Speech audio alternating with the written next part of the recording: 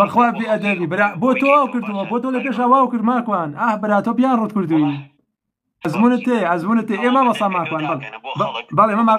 ئەمە تۆ وات کردووە پێشتر ئەمە تۆ لەگەڵ ئاسێرەکەریما وات کردووە ماکوان چونکە تۆ حیات نەماوە لە دەستی بە ئیذا لەم تەستەحی فەصنع ما شئت ئەگەر تۆ حیات نەما چیەکەی بیکە وەڵام من حیامەیە ماکوان منە تۆ بێحیانی من الحەمدولله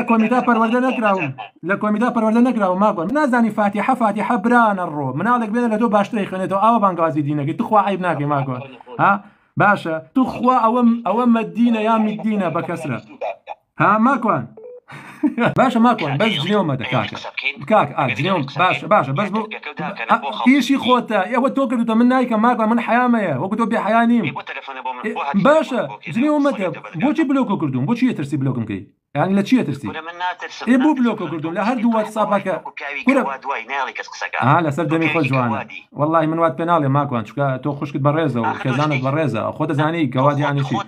قوادني بيلي خلق سبكا قلت السدوانيه اللي خلق من اوت بينالي ماكو من اوت فرم قصبك فرم بس اليوم مدى عيب يعني من انت من اوت بينالي هزار جال بين بلي بيتنالم شكون بيد صلاتي لا بشي شاشه مجال با وجني قحبه ما با وكياوي قواد ما با هون ببيلي قصبك واذا خاطبهم الجاهلون قالوا سلاما بله ماكو فرمو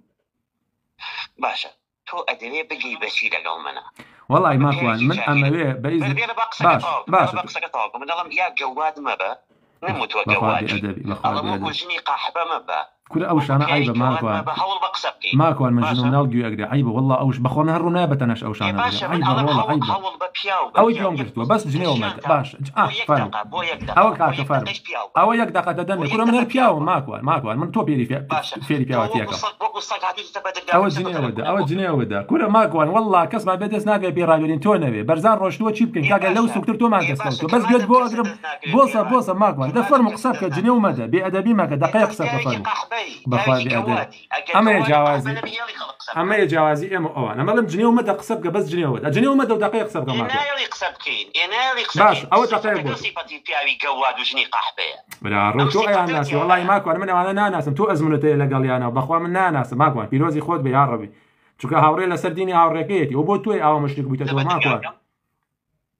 توقف صقنا هذه تبدل كم داوي قسم لي كورة ما أقول عيبة أو قصة أنا عيبة توزي أخلاق تبي توزي الروش تبي إيه كمان عيبة ها والله وخوا زانم ما أقول بقول أنا توانمني بخلك شاركش تبي مخوار وبس هو بغيرتي